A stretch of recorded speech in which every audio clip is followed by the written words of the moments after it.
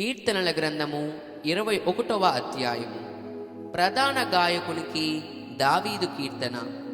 యెహోవా రాజు నీ బలమును బట్టి సంతోషించుచున్నాడు, నీ రక్షణను బట్టి అతడు ఎంతో హర్షించుచున్నాడు.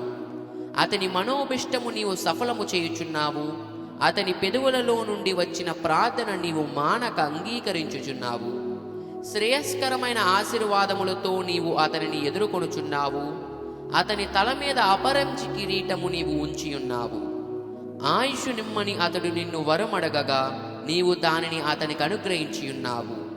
సదాకాలము నిలిచి దీర్ఘాయువు నీవు దయచేసియున్నావు. నీ రక్షణ వలన అతనికి గొప్ప మహిమ కలిగెను, గౌరవ ప్రభావములను నీవు అతనికి ధరింపజేసియున్నావు.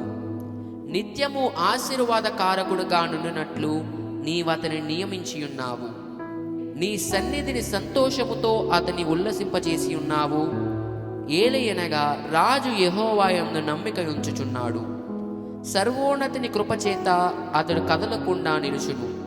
నీ హస్తము నీ శత్రువులందరినీ చిక్కించుకొనును. నీ దక్షిణ హస్తము నిన్ను ద్వేషించు వారిని చిక్కించుకొనును. నీవు ప్రత్యక్షమైనప్పుడు వారు అగ్నిగుండము వలె అగుదురు. తన కోపము వలన యెహోవా వారిని నిర్మూలము చేయును, అగ్ని వారిని దహించును.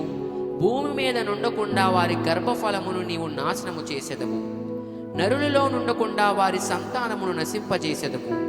వారు నీకు కీడు చేయవలనని ఉద్దేశించిరి, దురాపాయము పన్నిరి, కాని దానిని కొనసాగింపలేకపోయిరి.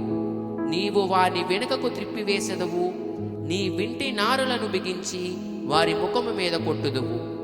యెహోవా, నీ బలమును బట్టి నిన్ను హెచ్చించుకొనుము. మేము గానము చేయుచు నీ పరాక్రమమును కీర్తించెదము. ఆమేన్.